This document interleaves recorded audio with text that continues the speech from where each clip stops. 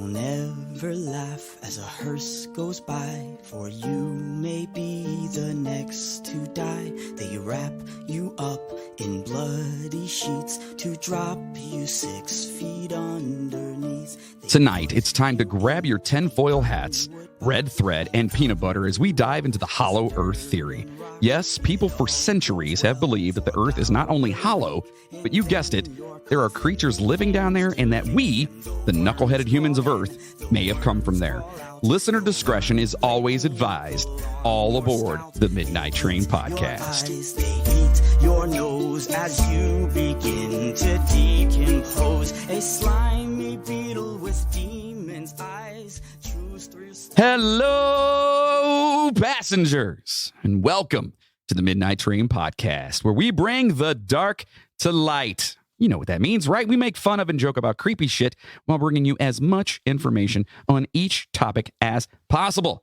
Yes, we are a comedy podcast, and shit can get pretty dark, so if you're not into that, no hard feelings, but if you are, thanks for being just as twisted and fucked up as we are. I am your host, the conductor of the cryptic, Jonathan Sayer. There it is. Thank you. Oh, wow. Yeah, sure, and, sweet. And with me, it's just Logan today. Yeah, Moody is Wait. there he is. Moody is he's having some personal shit going on, and so it is what it is, and we miss him. Yes, we do. Kind of. I miss my big bro. Oh, wow. It's pretty deep. It's But he will most definitely be back next week, obviously, because, you know, if you listen to the bonus episode later on this week, you'll find out what we think of him. Yes. That's so fucked. All right, so we have an awesome announcement at the end of the show, so make sure you are staying tuned. I know we do that quite often. Well, guess what? We want you to listen. Yeah. And we want you to wait to the end because it's going to be fun. It's going to be cool. It's always the best when you get to the end. Yes. So now this is going to be a longer episode. So make sure you have multiple beverages at your disposal as well as those tinfoil hats, because this is going to get nutty. But first, let's get some quick business stuff out of the way. Do us a favor and stop over to Apple Podcasts or wherever you're listening right now and give us a 5-star review. And while you're there, like, follow, subscribe, or whatever the hell you can do over there, or those spots, you know what I mean? And you'll get each episode as they are released. And Patreon subscribers, our beautiful poopers, will be receiving new bonuses on, let's see, you just got the famous execution last words. Yeah. Which is pretty fucked up. Current working serial killers are going to be coming. And we just finished one that'll be dropping soon on that turd burglar serial killer fuckface Neil Falls. You mean Shitfalls? Shitfalls. Yeah. Yes. So sign up to become a pooper at patreon.com/the Midnight Train Podcast, or head on over to the MidnightTrainPodcast.com. That's our official website. And pick up some merchandise and check out the Patreon bonus list of episodes you're missing, you know, if you're not an actual pooper. Yeah. Right? Yeah. Sucks to be you. So, plus, as a lot of you know, we have a lot of fun on our official Facebook group page, so sign up over there too. We basically have a drinking game with the show that just kind of happened one day. If we happen to quote a movie and or start singing for whatever reason. Yep, like Popular. Yeah, like Popular, right. That's a bonus. Yeah, you guys got to check that out. Anyway, you got to drink. So that's it. And so do we. Anyway, yep. So make sure to subscribe over to our YouTube and Twitch streaming services while we live stream. When we live stream. The new will be soon. Hopefully soon, yeah. Yes. And also the new documentary shot and produced by Darkroom Speed Films based on us called Off the Rails is now available on our YouTube channel and our official website. So make sure you check that out. The links will be in the show notes. Now listen, I have a listener message. Ooh. Yeah. But full disclosure, I'm kind of sick today. So everyone, if I'm sounding weird or have to take a drink every now and then, it's because, well, one, I like beer, but two, I'm under the weather. Sicker than usual. I'm taking, sicker than, definitely more sick than normal. But I'm taking a lot of meds and stuff, so I'm feeling a little bit. You know where you're at right now? No. Oh. Yeah. Oh, wait, what? Who are you? So let's talk about this message here. So now I got this a while ago. Okay. Or should I say we got this a while ago? Yes, we did. And I mentioned it to you and Moody. Yep. And so there's a gentleman by the name of Rob. So this is from Rob. And Rob he's got a really crazy story. And he's actually going to be writing a book about this crazy story. Oh, yeah. And I think that after I read this, And within the next couple of episodes, I think we should have him on as a guest to talk to him a little bit more about it. Sure. But anyway, he says, wow, first off, forgive me if I get starstruck. The Midnight Train podcast is one of those things I didn't know I needed until I found it. That's awesome.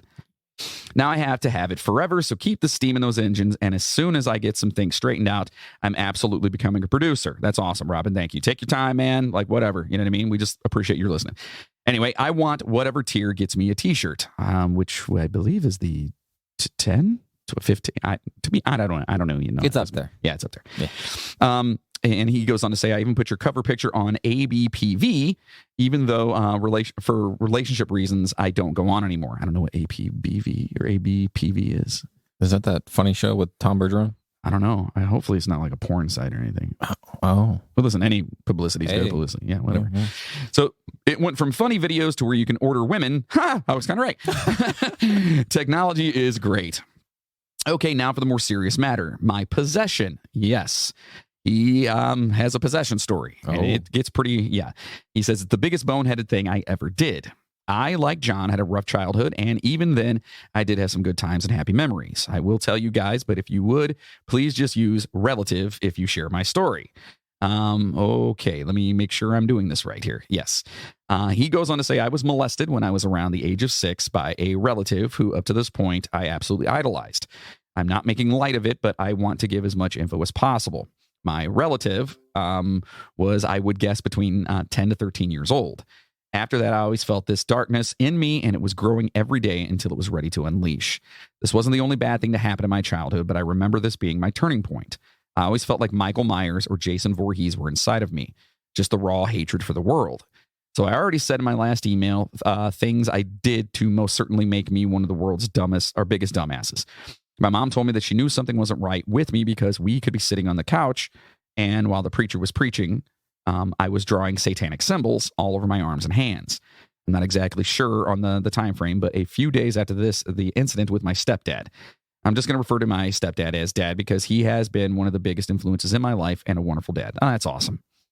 He just happened to have a psychopath, sociopath, or possibly both for a son. Yeeks. So anyway, I remember coming in because I wanted to ask my dad something about the Bible. My parents said my dad and I were discussing the Bible when I suddenly looked at him with solid black eyes and said, quote, I'm not comfortable anymore, and walked out. That to me was a blur, so I don't remember a lot. My mom said a mother knows her son's voice, and that wasn't my voice. They just looked at each other, and my mom said something to the effects of, quote, oh boy, here we go. I don't mean to sound judgmental, but these exorcisms where people are being killed, I think it's because they don't see the person possessed. They see what's possessing that person, and to a Christian, it's definitely the enemy. The ones that showed up for me only had love in their hearts and wanted to see me free from this thing.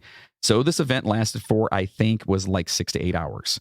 I'm sure my dad would know more of the details because during the exorcism, sometimes I would just seem if I were asleep, and other times I was somewhere else.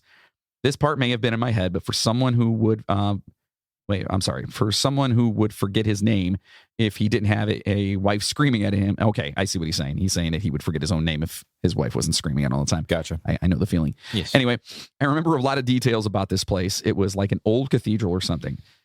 There were these huge pillars. There was an altar, but this wasn't like any altars I have ever seen. Being from the South and right in the Bible Belt, I've seen my share. I remember there being 12 figures gathered around this oval altar and clothed in like a black shroud. Ooh. They were chanting something, but I couldn't make out what they were saying. I'm just going to give you all a little because it's a long story. I remember this deep, angry voice saying that they would leave me alone if they could have my sister. Wait, what? I, of course, was like, hell no. I know that you can't just give someone's soul away, but I took it that way. They were wanting me to kill her. There's no way. I prided myself on being the best brother. Or maybe they were trying to get me to say, no, just take me. I don't know, because even though I've been through it, sometimes I want to know all the details, and then in some ways, I don't want to know any more than I do. My sister said her and my younger sister were in the living room. All of this was taking place in my room. So they had an altar set up in his room. Fucking what? Wow. And then she heard this animalistic growl, and it scared her badly. My dad said that when they first started, they were praying out loud, and all of a sudden, I slithered under this daybed like a snake because it didn't look like I had a spine, and then they demanded for me to come out. At that moment, I stood up with this heavy daybed on my shoulders. I'm going to say this and then end the story. I have always been a mama's boy, not Ed Gain or Norman Bates. Good. That's awesome. Good. But nonetheless, love my mom very much. She said I was sitting in the corner of the room and started crying, saying I wanted my mom. And of course, you're not going to be able to stop a mama bear. So she started to come to me, but once she got close and was trying to comfort me, I just looked at her and said I looked pure, like pure evil, and started laughing at her. My mom passed away March 20th, 2016. My wedding anniversary is March 19th, so that was fun. Oh, that sucks, man. I'm sorry to hear that. I know my mom absolutely would not want me to allow that to ruin my anniversary, but I would be lying if I said it didn't fuck with me. I apologize for the long-ass email. Don't apologize ever for that kind of shit, please. I have a book coming out about my life, and I don't want to plug because with everything going on, there's no release date yet, but when it's published, I will send every one of you a copy. Well, that'd be awesome. That'd be amazing. Definitely want to read it. Thank you for your time and responding to your biggest fan. Maybe one day I will come to Ohio so I can meet you guys. My wife was like, quote, you would drive that far just to meet them? I said, you fucking right. No worries. I won't be a stalker. I work too much, so don't got time for that. Also, I'm still listening to past episodes to catch up. I just finished the Valentine's Day episode John did with his wife, and I absolutely loved it. Nice. Keep it up, guys. Y'all make the days better, and we'll be a fan for life. Well, Rob, thank you so much for listening. Holy shit, what a fucking story. Yeah, that's crazy. Definitely want to get you on the horn on one of these episodes and actually talk to you a little bit more about it. And always feel free to plug your shit. Yeah, you know what I mean? Absolutely. And that includes everybody else out there, too. If you got something coming up, let us know. We'll fucking, hell yeah. If you listen to our shit, we should listen to yours. Right? Exactly. Right. So we will definitely set that up, Rob. Rob, thank you so much. For the rest of you listeners out there, listen, if you got stories or if you just want to say hi or whatever, send it on over to the MidnightTrain podcast at gmail.com. And we'll talk to you. We'll tell the world. We'll let them know. Even if it says Moody's a big old butthole for not being here today. Yeah. Well, no, he actually had reasons for not being here. He's still a butthole, but he's a butthole regardless. All right. So let's turn on the lights. Adjust our seats, grab a drink, and let's get weird. Hollow? Let's get hollow.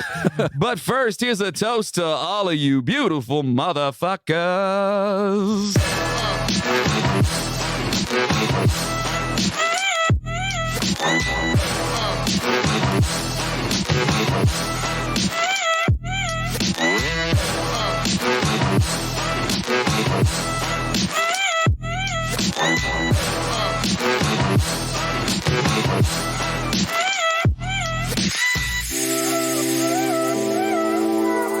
So good.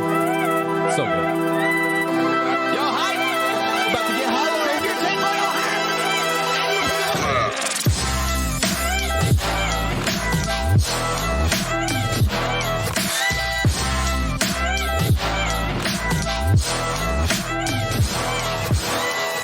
All right, so we're we're definitely getting kooky on this one. Yeah, kooky, like beyond signs, kooky. Yeah, it's so I knew about the theory, yes, but I didn't know how far it went about the theory. Yeah, you know what I mean? It's yeah. So anyway, today we delve into the mysterious, creepy, possibly conspiratorial. What the fuck word is that? Conspiratorial. Yeah, I got that. World that is our own. And what do I mean by that? Well, we are digging our way to the center of truth. Ooh. We learn about Hollow Earth. And for the flat earthers out there, you're going to want to hang out for a minute before you dip out of here. And also, fuck you. Yes. Yes, I do concur with that one. So in a world where there exists people who think the world is a flat piece of paper with trees growing out of it and a big guy who flips the piece of paper over to switch between day and night, one man wants to change that idea. His name, well, it's Edmund Halley. Yes. Right? Halley. Yes, that Halley. You guys know the one for the comet he discovered. And if you're not familiar with, is it Halley? Halley. Is it Halley's comet? I always said Halley's comet, but everyone says Halley's comet. So okay. I don't fucking know. Either way, it's his comet. Yeah. Right. So you guys know that he did that. But before we explore more about him and his finding, let's discuss what led us to this revolutionary hypothesis. Right. Yes. Okay. So besides idiots who believe the Earth is flat, I mean stupid endus. What the stupid endus? Yeah. That's okay. No personalities. There are other more interesting characters that believe that the Earth is completely hollow, or at least a large part of it. This is what we call the Hollow Earth theory. Now, where did this all come from? Well, nobody cares. Moody. Just kidding. Moody probably believes in this. Yeah. So that's it. We're done, right? Yeah. Yeah, we're done. Nobody cares. We're out. See you guys later. It was hollow. Yeah, Good show. we're just kidding. All right. Since the early times, many cultures, religions, and folklore believed that there was something below our feet. Whether it's the lovely and tropical Christian hell, the jungle-esque Greek underworld, the balmy Nordic Svartalheim, Very good. or the temperate Jewish Sheol, there is a name for one simple idea. These cultures believed it to be where we either came from or where we go when we die. This may hold some truth or not. I guess we'll know when the fucking time comes. That's how I feel about it too. Like, the idea of a subterranean realm is also mentioned in Tibetan Buddhist belief. According to one story from Tibetan Buddhist tradition, there is an ancient city called Shambhala, which is located inside the earth. According to the ancient Greeks, there were caverns under the surface, which were entrances leading to the underworld, some of which were the caverns of Tyanaran in Laconia, at Troezen in Argolis, at Ephia in Thesperotia, at Heraclea in Pontos, and in Armiani. In what the those aren't real places. Yeah, they are. I've been there. You lying sack of shit. Are those real places? Seriously? Yeah. Okay. According to them, at least, yeah. In Thracian and Dacian legends, it is said that there are caverns occupied by an ancient god called Zalmoxis. Sounds like a fucking antibiotic. Maybe that's what I'm on right now. Zalmoxis? I'm taking Zalmoxis right now because I got a cold. Pretty strong stuff. Yeah. It's making me feel fucking. But I'm also taking like 13 other different things too. Yeah. Like Miller High Life. In Mesopotamian religion, there is a story of a man who, after traveling through the darkness of a tunnel in the mountain of Mashu, entered a subterranean garden. That sounds beautiful. It's very nice. Isn't Mashu That's not Machu Picchu. No, the dragon from Mulan? That's Mushu. Mushu. Yeah. Mashu. No, Mushu. Okay. Yeah. Whatever. In Celtic mythology, there is a legend of a cave called Cruachan, or Huachan, also known as Ireland's Gate to Hell, a mythical and ancient cave from which, according to legend, strange creatures would emerge and be seen on the surface of the earth. Yeah. They are said to be bald, taller than most, with blue eyes and a big bushy beard. Fucking Moody. That's totally Moody. That's amazing. There are also stories of medieval knights and saints who went in pilgrimage to a cave located in Station Island, County Donegal in Ireland, where they made journeys inside the earth into a place of purgatory. Oh. You guys know purgatory, or that place of or state of suffering inhabited by the souls of sinners who are shedding their sins before going to heaven. Oh. That purgatory. Oh, that purgatory? Yeah. Ah, gotcha. In County Down, Northern Ireland, there is a myth which says tunnels lead to the land of subterranean Tuatha de Danann. I feel like I got that. I think you did pretty good. There's still a hell of a lot more coming, though. Oh, I know. There's so much. Who are supposedly a group of people who are believed to have introduced Druidism to Ireland, and then they said, fuck it, and went back underground. Good for them. Yeah. They're like, fuck this shit, I'm out. Yeah. In Hindu mythology, the underworld is referred to as Patala. In the Bengali version of the Hindu epic Ramayana, it has been depicted how Rama and Lakshmana were taken by the king of the underworld, Erhavan, brother of the demon king Ravana. Later on, they were rescued by Hanuman. Okay, you guys got all that? Yes. Yeah, we good? There's a lot of Mons. Yeah, I'm not going back to that, No. by the way. Okay. If you guys aren't, catch up, Mustard. If you don't got that, no. Just rewind. Yeah, go back 10 seconds, listen to me fuck it up. So the Angami Naga tribes of India claim that their ancestors emerged in ancient times from a subterranean land inside the earth. The Taino from Cuba believe their ancestors emerged in ancient times from two caves in a mountain underground. Oh, really? Yeah. Huh. Natives of the Drawbridge. Drawbridge, yeah. Yeah, Drawbridge, no. Trobriand Islands believe that their ancestors had come from a subterranean land through a cavern hole called Abucula. Huh. Mexican folklore also tells of a cave in a mountain 5 miles south of Ojinaga, and that Mexico is possessed by devilish creatures who came from inside the earth. Maybe that's where the chupacabra came from. Oh. Chupacabra. Chupacabra. Chupacabra. I wonder if Davey listens anymore. If he does. Hola, Davey. Hola. In the Middle Ages, an ancient German myth held that some mountains located between Eisenach and Gotha hold a portal to the inner earth. A Russian legend says that the Samoyeds, an ancient Siberian tribe, traveled to a cavern city to live inside the earth. Luckily, they had plenty of space rope to make it back out. Yes. Wait, space rope? Space rope, yes. Because Yuri gave it to him. Oh, he did? Yeah. Are you sure? Maybe his grandfather? That sounds Great-grandfather. Maybe that's where he got the idea. Oh. Yuri says, that's what I get it. Yeah. So the Italian writer Dante, you guys all know who Dante is because you are the smartest people that have ever listened to any podcast because you're listening to us right now. Oh, yeah, Dante. Yes. Yeah. Yes. Yeah. He describes a hollow earth in his well-known 14th century work Inferno, in which the fall of Lucifer from heaven caused an enormous funnel to appear in a previously solid and spherical earth, as well as an enormous mountain opposite it. Purgatory. That's right. That place again. Oh, wow. Purgatory's all over the shits. Apparently. In Native American mythology here, they believe that the ancestors of the Mandan people in ancient times emerged from a subterranean land through a cave at the north side of the Missouri River. There is also a tale about a tunnel in the San Carlos Apache Indian Reservation in Arizona near Cedar Creek, which is said to lead inside the earth to a land inhabited by a mysterious tribe. It is also the belief of the tribes of the Iroquois that their ancient ancestors emerged from a subterranean world inside the earth. The elders of the Hopi people believe that a Sipapu entrance in the Grand Canyon exists, which leads to the underworld. Yes. So lots of people believe in this shit. A lot of people. Right. Brazilian Indians who live alongside the Parima River in Brazil claim that their forefathers emerged in ancient times from an underground land and that many of their ancestors still remain inside the earth.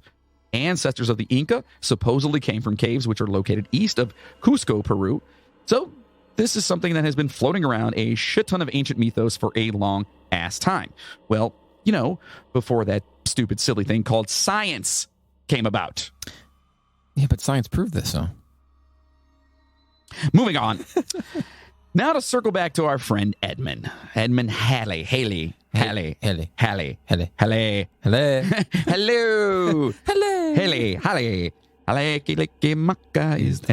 Sorry. He was born in 1656 in Hagerstown in Middlesex, not to be confused with Upper Sex or its ill-informed cousin, the Power Bottom Sex. He was an English astronomer, geophysicist, mathematician, meteorologist, and physicist. Oh, wow. Because what the fuck else was there to do in the 1600s but know everything? Pretty much. I mean, that seems to be what happened. Yeah. He was known to work with Sir Isaac Newton, among other notables, but we're not going to note them here because whatever. And other people prominent in science back then. Yes. You know, Isaac Newton, he created the Fig Newton, right? Yeah, dude, those are so good. Fig Newtons are good. Oh, my God. I like I mean, they're all good, but the regular fig ones are great. Just a plain fig. The thing that sucks about them is that when you dip them in milk, they just disintegrate. Well, the cookie does. The fig doesn't go anywhere. Oh, that's good. Gross. Yeah, so it just becomes this gelatinous fig substance with milk all over it and residue from what used to be a cookie. Oh. Okay, maybe they're not that good now that I think about it. Maybe. Anyway, so in 1692, he proffered the idea that the Earth was indeed hollow and had a shell about 500 miles thick, with two inner concentric, having common center as circles or spheres. You guys get that, flat earthers? You guys following? Yeah. Flat, they turned this off a long time ago. Way back. Yeah. Guess what? Fuck you. Anyway, with the shells, and it had an inner core. He proposed that the atmosphere separated the shells and that they also had their own magnetic poles and that the shells moved at different speeds. Mm-hmm. Okay. This idea was used to elucidate, that means to shed light upon. Good job. Yes. The anomalous compass readings. Okay. Very good. Right. Yeah. Okay. He conceptualized that the inner region had its own atmosphere and possibly luminous with plausible inhabitants. Mole people. Yes. He also thought that escaping gases from the inner Earth caused what is now known as the Northern Lights. Up into the Southern Lights. I don't know. Oh. Are there Southern Lights? There actually are. It's only when Moody's down there after tacos. Now, another early ambassador to this idea was Leclerc-Milfort. Jean-Antoine Leclerc, or known by a simpler name, just Louis Milfort, which seems way more easy for me to read.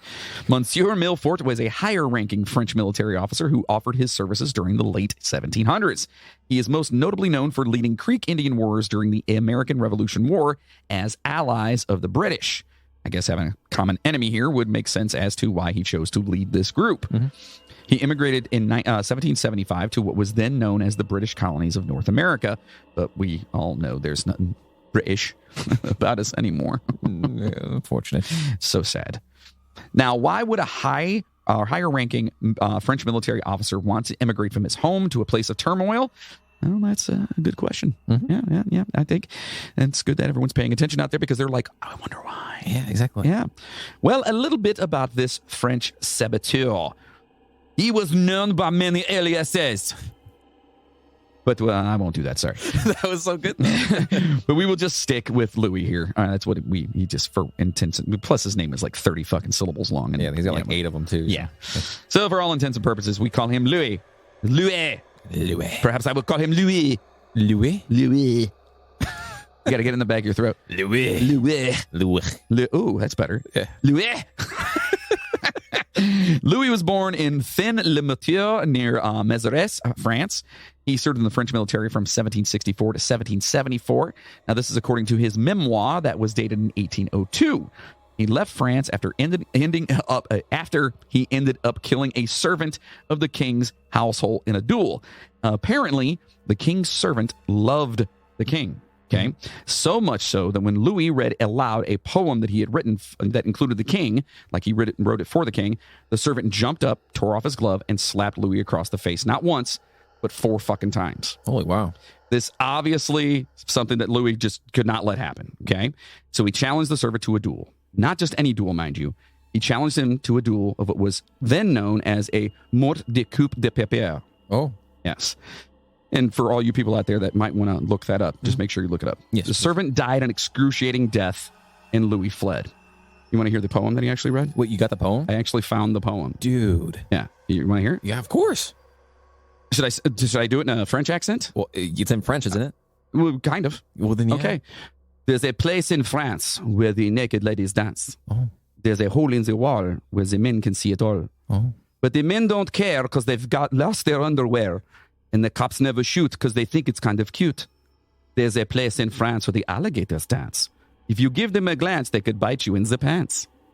There's a place on Mars where the ladies smoke cigars. Every puff she makes is enough to kill the snakes. When the snakes all die, they put diamonds in their eye. When the diamonds break, the dancing makes them ache. When the diamonds shine, they look really so fine. The king and queen have a rubber ding-a-ling. All the girls in France have ants in their pants. Yeah. Wait. There's alligators in France? I don't. Apparently. Wow, okay. Listen, I don't know. I mean, we weren't there at the time. Right. Yeah. But obviously, this shit is 100% bullshit, and you'll probably have that song stuck in your head for days. There's a place in France where the naked ladies dance. There's a hole in the wall where the... Come on. Yeah, that was good. You guys are going to have that forever. That was good. Now, as much as we tried to find the actual information as to why there was a duel and why it was with a servant of the king, we could not find much. But after digging up some more information on Louis, we find out that he ended up going back to France to be a part of the Sacred Society of Cephiscians, which is fucking hard to say. Yeah. Just say that like 5 times real fast. Cephiscians. No. Oh. The Sacred Society of Cephiscians. The Sacred Society. The Sacred Society of Cephiscians. The Sacred Society of Cephiscians. The Sacred Society of Cephiscians. The Sacred Society of Cephiscians. The Sacred Society of... I almost got it. Almost the last one, yeah. Yeah. I also had to read it as I was doing it, though. Yeah, because I kind of forgot what it was halfway through, yeah. So this group is also known as the Secret Society of Napoleon Sorcerers. Oh, yes, also. You know Napoleon. Yeah, he's very small. He actually wasn't very small. No? No. No. No. He was not that small. He was very large? Not a large man, no. No. But no male for the time. Oh, Yes. average. Average, yes. Oh. He was like maybe 5'8". That's taller than you. Perhaps, no, I'm 5. Fuck off. I am like 5'10" with shoes on. Anyway, so this may have to be a bonus episode for that, because I to be honest, the Secret Society of Napoleon Sorcerers sounds amazing. Yeah, it's pretty so dope. that goes into the bonus bank. Hell yeah. Now back to the core of our episode. The Creek Indians, who are originally from the Muskogee, thank you, Wikipedia, for that. Actually, I knew how to pronounce that. You did? Yeah. Oh, good job. Oh, actually, no. I said Muskogee. Yes. It's Muskogee. Wait, what? That can't be right. That's what it is. Muskogee? Muskogee. It's Muskogee.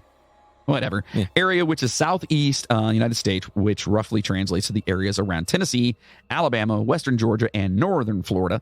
Louis adapted their customs and assimilated into their tribe. He even married the sister of the chief. Yeah. Louis is kind of a badass. That's kind of got some balls on. Sounds like a smooth talker. He's like, hey, chief, I would like to, with your daughter. He says, okay. In France, it's okay for me to go, okay. That means I would like to perhaps hold her hand. Yeah. Take her to a movie. Perhaps, rub the fuzzies. Oh. Yes. We're very fuzzy. Play the snickle tickle. Yes. Come again? Hide the one-eyed trouser snake. Oh. You know what I mean? Yeah. That's when I say, all right. All right. Okay. Obviously, the chief was okay with it. So. Yeah, apparently. Now, after Louis and the rest of the people in the American Revolutionary War lost to the U.S., he decided to lead the Creek tribe on an expedition in 1781 because, they didn't have shit else to do. On this expedition, they were searching for caverns where allegedly the Creek Indian ancestors had emerged from, or maybe even the origin of Bigfoot. Yeah, maybe. We don't have proof that didn't happen. Very true. All right. Yes, the Creek Indians had believed that their ancestors lived below the earth and lived in caverns along the Red River junction of the Mississippi River. Now, during the expedition, they did come across these caverns, which they suspected could hold 20,000 of their family in. It's a lot of fun. That's a big cavern. It's a big cavern. Is that a cave? I don't know. What the hell's a different? It doesn't matter. I'm not doing it. I'm not going down the hole. Yeah. That's pretty much all they found, though. It was that it's big enough to hold people. Yeah. Okay. Because, of course, they did. Mm-hmm. They didn't have, video cameras back then, or otherwise, I'm pretty sure they would have actually found the footage of Bigfoot, though. Exactly. Yeah. Or the Bigfoot rabbits. As we've figured out that there has to be. There has to be Bigfoot rabbits. You got to listen to the bonus if you want to know what that means. Another advocate was Leonard Euler. Yes, you heard right. Euler. No, Leonard Euler. Oh, Euler. Okay, Euler. Gotcha. A great 18th century mathematician, or not so great if you didn't enjoy math in school, unlike, Moody and myself. No, actually, Moody was like fucking super math nerd. Oh, yeah. He sucks. Yeah. Hey, Moody. Fuck you, Moody. Fuck you. Euler founded the study of graph theory and topology? Yes. Not topography. No. Okay. That's map making, isn't it? It's topography. It's the science of map. But isn't topography? That's the drawing of map. Anyway, no, it literally says here, and no, Moody, not on topology. Get it? Wait, hold on. Mind always in the gutter. Euler influenced many other discoveries such as analytic number theory, complex analysis, and the coolest subject ever, infinitesimal calculus, which is Latin for bullshit. Yeah. Mm-hmm. Infinitesimal calculus. Can you imagine doing that? No. That's the problem that never ends. That's literally all it is. It just goes on for fucking This ever. is the math that never ends. Yes, it goes on and on. That's 2 songs now you guys have stuck in your head. Yep. By the way, and drink. But anyways, we digress. This guy knew his stuff, but he did think with his infinite wisdom that the earth was in fact hollow and had no inner shells, but instead had a 600-mile diameter sun in the center. Okay. Mm-hmm. The most intriguing and plausible theory he had within this whole idea was that you could enter into this interior from the northern and southern poles. Let's hold to that cool hypothesis for right now and move along with our next interesting goon of the hollow earth community. That's right. Yes, he thought there was a sun, which he's not wrong. He's not. No, he's not wrong. You know what I mean? But is... but the way he thought about it is wrong. And we'll go through. Anyway, so with Halley's spheres and Euler's holes came another great man with another great theory, Captain John Sims. And this fucking guy, boy, oh boy. Yes, you probably know Captain Sims. He was a hero in the War of 1812 after being sent with his regiment to Canada and providing relief to the American forces at the Battle of Lundy's Lane. He was well known as a trader and lecturer after he left the army. And that's trader, not traitor. Yes. Trader. Trader, like fur trader. Yes. Trader. He was a trader. Trader? Yes. Oh, oui. He was a son of a bitch. Well, yeah. Well, in 1818, Sims announced his theory on hollow earth to the world with his publication of his circular number 1. Quote, I declare the earth is hollow and habitable within, containing a number of solid concentric spheres, one with the other. Wait, hold on. I fucked that all up. Yeah, you did. Let me start that over. I declare the earth is hollow and habitable within, containing a number of solid concentric spheres, one within the other, and that is open at the poles 12 or 16 degrees. I pledge my life in support of this truth and am ready to explore the hollow if the world will support and aid me in the undertaking. John Cleves Sims Jr. Sims, circular, number 1. That was very good. That's what he said. Yeah, that's exactly what he said. Right. While there were few people who would consider Sims as the Newton of the West, most of the world were far less than impressed. Although his theory wasn't as popular as one would expect, you got to admire the confidence he had, right? Oh, yeah. Got up there and said, "Dear people, fuck you and your thoughts. And join me on my expedition. Right. Come with me and I will prove to you that I'm fucking crazy." Come with me and see What the world of hollow earthers. Oh, boy. No? Leave the singing to me, buddy. Damn. I had to stick my throat there for a second. Yeah. It's called a dick. No, anyway. Aw. So Sims sent this declaration at a rather hefty cost to himself to, quote, each notable foreign government, reigning prince, legislature, city, college, and philosophical societies throughout the Union, and had to and to individual members of the national legislature as far as the 500 copies would go. So in other words, he spent his money to make 500 copies of this weird ass little declaration. Mm-hmm. And then sent them to basically every fucking bigwig. Everyone. That's like nowadays sending an email to every single CEO on the face of the planet asking them to fund your idea. Podcast? Oh. Yeah. Oh. I like it. Shark Tank, here we go. Yep. Come on, Sims. So anyway, he decided he would just do that. So Sims would then be followed by an exorbitant amount of ridicule for his proclamation. Shocker. As many intellectuals were back then. Of course, they're going to say, fuck off. Mm-hmm. This ridicule would later influence a rather bold move, Cotton. We'll actually come back to that as well. Yeah. What was so special about his theory that got 98% of the world not on the edge of their seats? Well, to start, he believed the Earth had 5 concentric spheres, because we talked earlier where they were 2 or multiple or whatever. Yes. Which I love how everyone's kind of just making them more. Right. Yes. With where we live to be the largest of the spheres. Okay. He also believed that the crust was 1,000 miles thick with an Arctic opening, giggity, about 4,000 miles wide, which is huge, by the way. Yeah, it's pretty and an Antarctic opening around 6,000 miles wide. That's fucking ginormous. Yeah, that's almost... Actually, it's like almost between here and the moon. It's like 12,000 miles away. So it's halfway. It's more than... Hey, we're almost halfway there. We're almost halfway there. He argued that because of the centrifugal force of the Earth's rotation, that the poles would be flattened, which would cause such a gradual gradation that you would travel into the hollow Earth without even knowing you fucking did it. That's where we're at right now, bro. What? That's where we're at right now. What do you mean? We're in hollow Earth right now? No, we're inside the Earth. Well, inside the Earth's atmosphere. Eventually, he refined his theory because of such ridicule and criticism. Of course, he did. Now, this theory consists of just a single hollow sphere instead of 5 concentric spheres. Well, yeah. So now that we know all about Sims and his theory, why don't we talk about what he decided to do with this theory? And this is fucking amazing. So, what do you think, you guys out there right now? You think he created a cult so he could be ostracized? Oh. Or do you think he just gave up and realized it was silly and just fucking went home and ate some bonbons and chilled? That's what I did. Yeah. Well, hate to be the bearer of bad news here, but he decided to take his theory and convince the U.S. Congress to fund and organize an expedition to the South Pole to enter the inner Earth. You are hearing this right, people. This is something that happened in our history. Which, among the things that have been presented to the Congress, this is probably not one of the more... of strange things. Oh, there's probably way crazier shit. Yeah. Yeah, there's probably way crazier. Yeah. So good news and bad news here, folks. The good news is Congress back then actually had some people with heads on their shoulders as opposed to those today, and they said, fuck that noise, and denied funding for his expedition. Yes. Hamilton, Ohio, okay, that's actually here in Ohio where we're from, yep, even has a monument to him and his fucking ideas. Thanks, Ohio. Yep.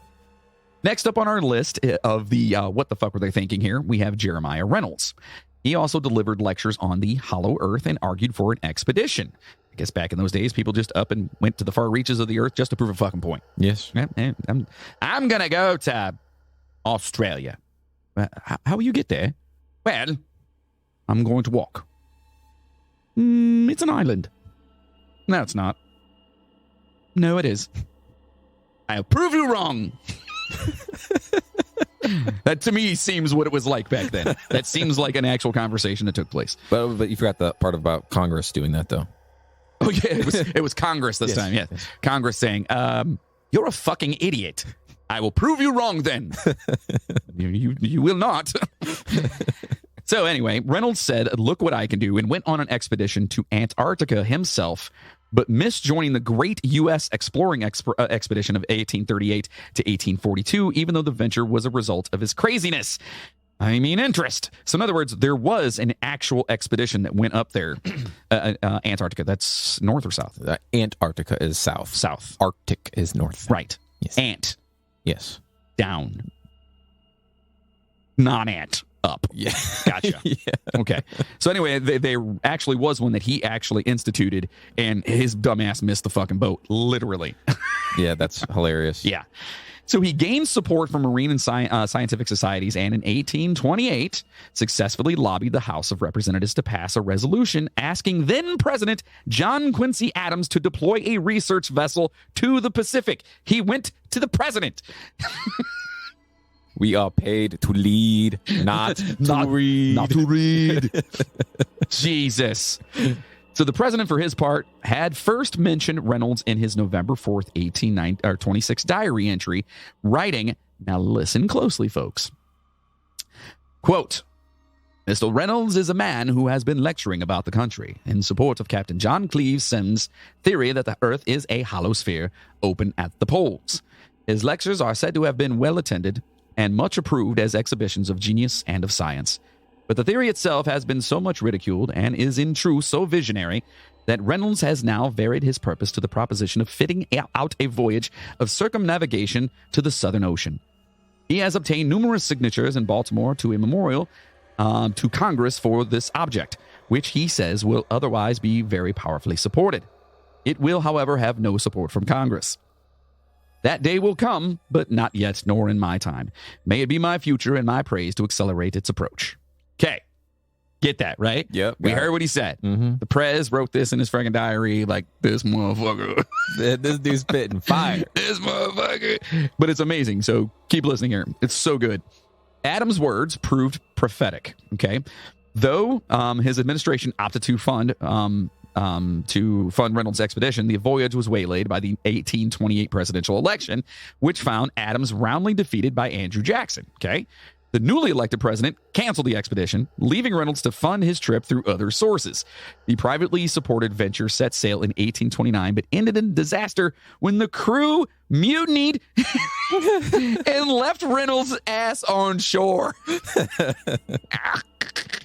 Oh my God.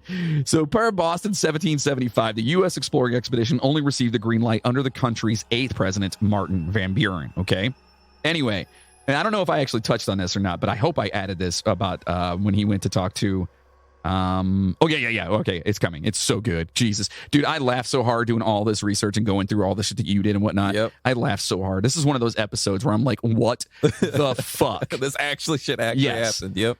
As Howard Dorey explains in his Plotting Through the President's blog, multiple media outlets, including Smithsonian, in an earlier version of the article, erroneously interpreted Adams' description of Reynolds' idea as visionary, remember he said that in his journal, as a sign of his support for the hollow earth theory. In fact, notes Bell in a separate Boston 1775 blog post, the term's connotations at the time were largely negative. In the words of 18th century English writer Samuel Johnson, a visionary was, quote, one whose imagination is disturbed. Oh, wow. So he fucking called him a nut job. Damn. That's what he did. Visionary. And like, oh, he's a visionary. And in other words, he's like, this motherfucker. this dumbass. So the president adds Dorey, whatever his name is, only agreed to support the polar expedition, quote, after Reynolds abandoned the hollow earth idea. So they wanted to go there. Mm-hmm. They wanted to go to the, would you say South Pole? Yeah. Yeah. They wanted to go there because it was a huge expedition and no one's ever gone there before. Right. So they wanted to take a manned expedition down there, but they didn't want to do it off the basis of some nut fucking idea. You know what I mean? Listen. Linda. I like your idea. So yes. We're going to fund your expedition. Really? But We're not. Wait. What about the mole people? Perhaps the spheres inside the Earth. Are you excited? I'm excited. Yes. Oh, dear sir, we love your idea. Yes. We're just not going to put it on the cover of the expedition. Wait. Back page. Everyone loves back page. It's the picture. Does that mean that you don't believe me? You're a visionary, sir. Oh, yes, thank you.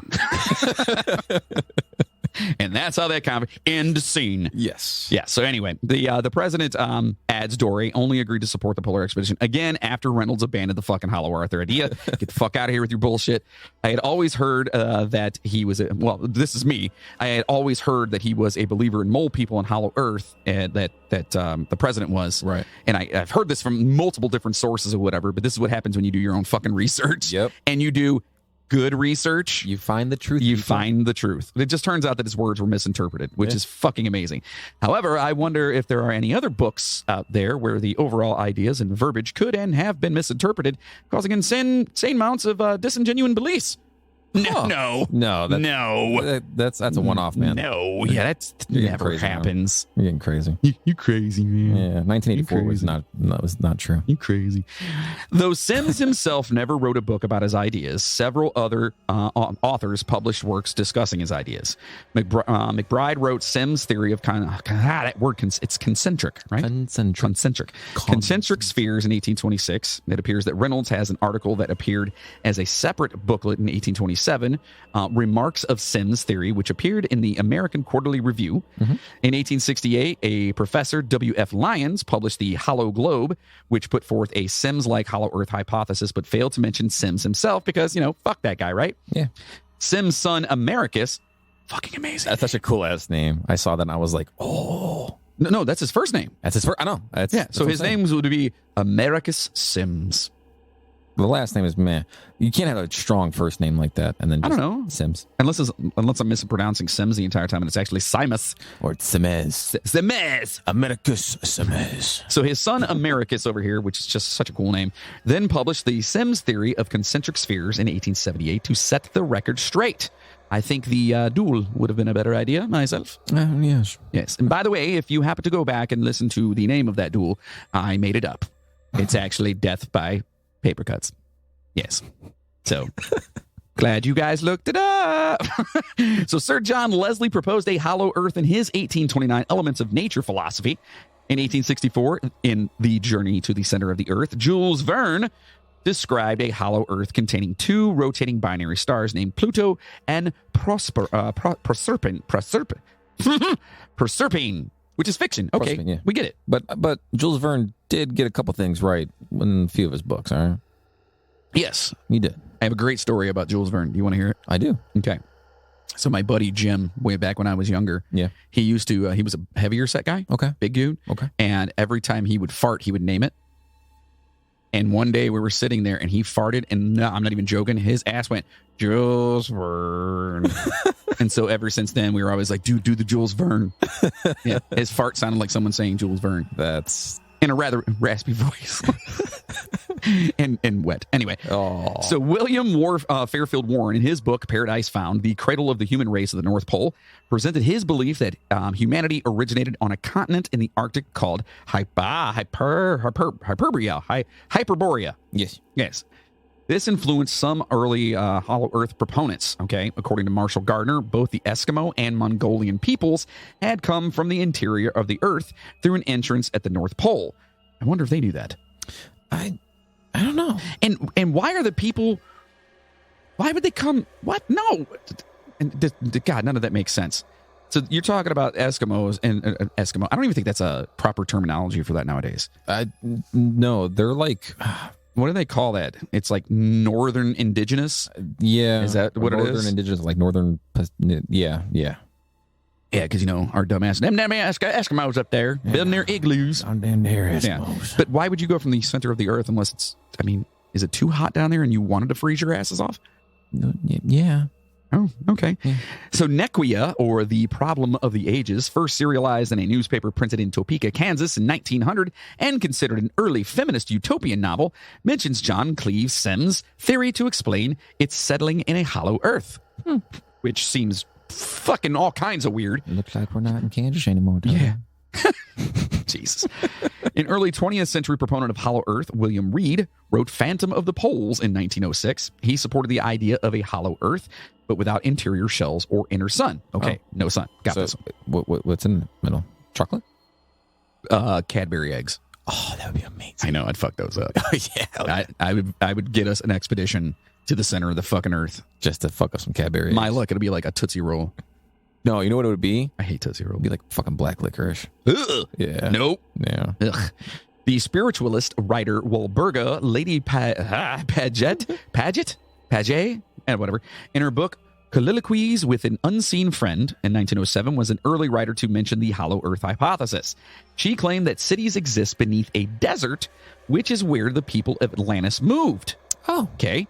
Desert and Atlantis. Gotcha. Yes. She said an entrance to the subterranean kingdom will be discovered in the 21st century. That's a pretty fucking broad brush she's painting with there, but all right. A little bit. Yeah.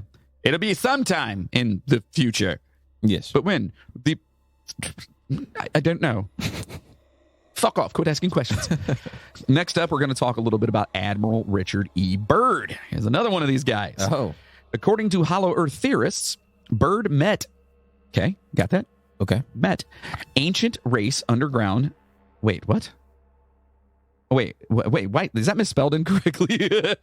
No, he did. He met an ancient race underground in the South Pole. Yes. So this guy says he went down there and he met an ancient race. Okay. According to Byrd's diary, the government ordered Byrd to remain silent for what he witnessed during his Arctic assignment. Yes. God, even trying to go through these and not laugh, dude. Jesus fucking Christ. All right. This is from March 11th, 1947. Quote. Fuck, I gotta get it out. Quote, I have just attended a staff meeting at the Pentagon. I have stated fully my discovery and the message from the master. All is duly recorded. The president has been advised. I am now detained for several hours, 6 hours, 39 minutes to be exact. I am interviewed intently by top security forces and a medical team. It was an ordeal. I am placed under strict control via the national security provisions of this United States of America. I am ordered to remain silent in regard to all that I have learned on behalf of humanity. Incredible. I am reminded that I am a military man and I must obey orders. End quote. What? After many polar accomplishments, Byrd organized Operation High Jump in 1947. The objective was to construct an American training and research facility in the South Pole. High Jump was a significant illustration of the state of the world and the Cold War thinking at the time. Okay, which makes sense. Yeah. The nuclear age had just begun, and the real fears were that the Soviet Union would attack the United States over the North Pole. Which, if you put that into context and think about that, what the fuck do you want up there? Canada, because they are the only ones who probably will have our back. Not going to do much. Why would you want control of the North Pole? There's literally nothing up there. There's so much up there. You got ice. Yes. You got ice. Okay, all right. Well, so they just wanted all the ice, is what you're saying. Yeah, well, because it's fucking Russia. They have all the ice. You know why they want that? It's because the White Russians. You ever have drink? Oh. It's fantastic. I love the vodka. It's basically all the ice. We need all the ice. You need all the ice. That's why we go there. Yes. Fuck off. So anyway, we were afraid of them taking the North fucking Pole for some fucking reason. Yeah. The Navy had done a training exercise there in the summer of 1946 and felt it needed to do more. The northern winter was coming, and High Jump was a quickly planned exercise to move the whole thing to the South Pole. Okay. Politically, the orders were that the Navy should do all it could to establish a basis for a land claim in Antarctica. That was classified at the time. Okay, now Operation High Jump could probably be its own episode, which I think it should be because fucking let's bring on the cuckoos. Or at minimum, maybe a bonus. But we'll get some of the important details on how it pertains to this episode. Some say the American government sent their troops to the South Pole for any evidence of the rumored German base 211. Yes, they thought there was a fucking German base down there. Yeah. Yes. Was there? Well, Nazis were fascinated with anything regarding the Aryan race. They were also fascinated with the occult and with little mustaches. Oh, yeah. I feel so bad every time I arrive. It's always about talking Nazis. Yeah. They suck. I don't like it. By the way, it was super cold in the Antarctic. Yeah. Did you? The icicles everywhere on my face. They didn't give you a coat? No, I am a mustache. But they could have given you like a face covering, like a little mask, you know? I don't like to talk about masks either. Yes, but yes, it was very cold. Yes, it's like, the boogers were hanging. Oh. Yes, snotkies. Those frozen ones. You know, when you wrinkle your nose and it goes. How'd that go again? I don't know, but it morphed into a fucking French. It morphed into French. I'm fucking high on fucking life. I'm high on. What did he say? What is he saying? It doesn't matter. God, I'm seriously fucked up. Yeah, anyway, you're a little messed up. Yeah. So they traveled all over the world, including Antarctica, to learn more of alleged origins here, okay? The Germans did make their mark in the South Pole. However, what they had discovered does not compare to what Byrd recorded in his diary at the time, obviously. The nuclear age had just begun, and the real fears, again, were that they were going to fuck us up. So, quote, for thousands of years, people all over the world have written legends about Agartha, sometimes called Agartha or Agarthi. The underground city. Agartha, sometimes Agartha, Agartha, is a legendary kingdom that is said to be located in the Earth's core.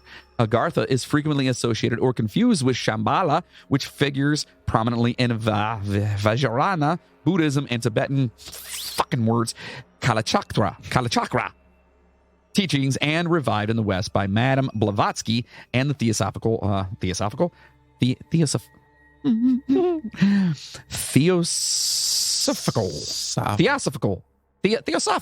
it right the first fucking time. Why are you fucking? Oh God, society. Theosophists in particular regard Agarthi as a vast complex of caves underneath Tibet inhabited by demigods called Asuras. Helena and Nicholas Roerich, whose teachings closely parallel theosophy. Oh man, that's such a weird word. See Shambhala's existence as both spiritual and physical. Did Byrd find it? Oh. He claims to have met the master, the city's leader, who told him of his concerns about the surface world. Quote, our interest rightly begins just after your race exploded the first atomic bombs over Hiroshima and Nagasaki, Japan. It was that alarming time we sent our flying machines, the Flugerads, to your surface world to investigate what your race had done. You see, we have never interfered before in your race's wars and barbarity, but now we must. For you have learned to tamper with a certain power that is not for your men, mainly that of atomic energy. Our emissaries have already delivered messages to the power of your world, and yet they do not heed. Oh. So he's pissed off. He's like, y'all are fucking with shit. You don't know what you're messing with. Yeah. Fucked up. Did you know, by the way, that I'm not sure if it was either, I think it was Hiroshima, or what? I don't remember which one it was, but one of them was only the bomb dropped on them because they were going someplace else and the weather was too bad.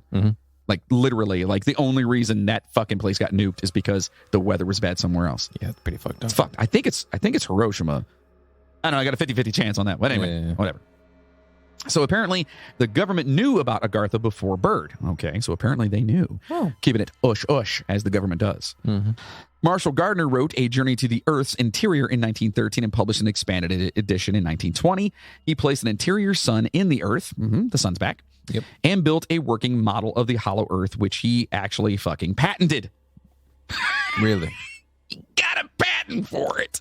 All right. Gardner made no mention of Reed, but did criticize Sims for his ideals. It's a duel time again. Slap you in your face. Death by paper cuts. Fuck you. Yes.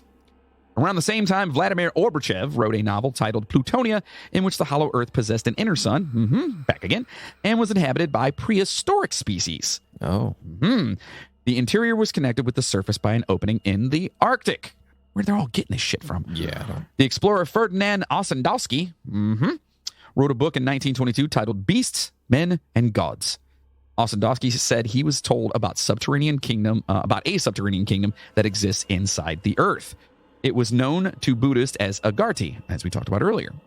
George Papashivli, Papa Shango, in his Anything Can Happen from 1940, claimed the discovery in the Caucasus Mountains of a cavern containing human skeletons with, quote, heads as big as bushel baskets and an ancient tunnel leading to the center of the Earth. One man entered the tunnel and never returned. This dude was a sniper, by the way, with the Imperial Russian Army during World War I. How big is a bushel basket? I don't know. About the size of a bushel? Are you asking me because I'm a hillbilly? Is that what it is? Yeah, a little bit, yeah. You're part hillbilly too, motherfucker. Yeah, but I don't know what It's probably like, it holds a bushel of apples is what it's supposed to. So it's pretty big. Yeah, it's a good size. Oh, okay. That's a big ass head. That's a big ass head. Yeah. Hate to be the mom. Yeah, oof. That would hurt. I got a big head, so Yeah. kind of feel. So Moody is actually going to love these next examples here. Novelist Lobsang Rampa, in his book The Cave of the Ancients, said an underground chamber system exists beneath the Himalayas of Tibet, filled with ancient machinery, records, and treasure. Michael Grumley, a cryptozoologist, has linked Bigfoot and other hominid cryptids to ancient tunnel systems underground. See? You hear that? Yeah. See? Yeah. Mhm. Anyway, according to the ancient astronaut writer Peter Colosimo, a robot was seen entering a tunnel below a monastery in Mongolia. Oh. Colosimo also claimed a light was seen from underground in Azerbaijan.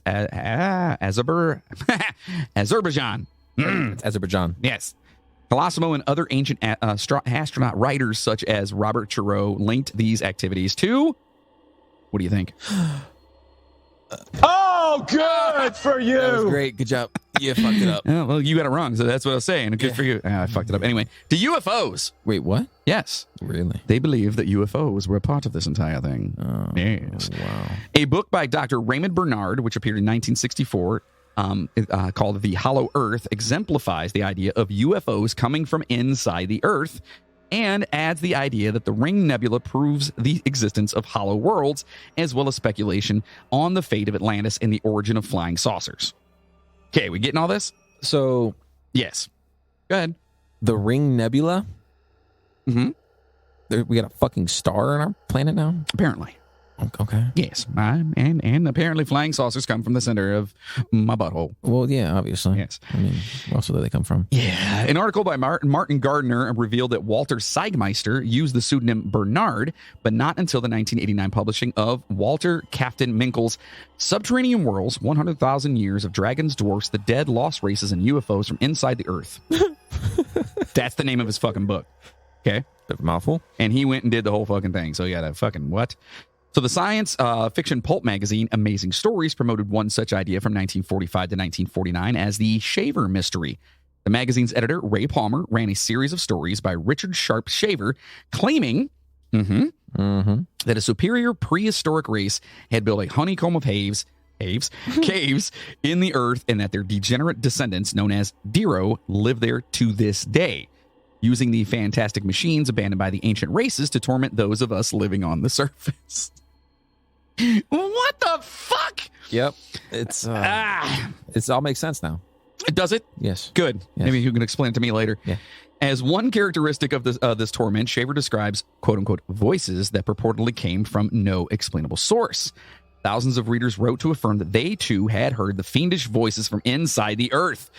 The writer David Childress, authored Lost Continents and the Hollow Earth, in which he reprinted the stories of Palmer and defended the Hollow Earth idea based on alleged tunnel systems beneath South America and Central Asia. Hollow Earth proponents have claimed a number of different locations for the entrances which lead inside the Earth. Other than the North and South Poles, entrances and locations which have been cited include Paris in France, Oh. Staffordshire in England, Oh. Montreal in Canada, Oh, nice. Hangzhou in China. Okay. I refuse to do a Chinese accent. That feels like I'm crossing the line on that one. That line. Thin line. Yeah. And the Amazon rainforest. Okay. I said this was going to be a long episode, Yeah, a little bit. and it's going to be, because when you have this amount of insanity, You mean smartness? huh? Smart. Yeah, that's what I meant. Yeah. Yeah. Yeah. Intelligence, right? Yes, intelligence. Yes. I'll call it insanity. Yes. You call it whatever you want. Anyway, have you ever heard of the concave hollow earth theory? So it's not convex. What? It's not convex? Is that a type of condom?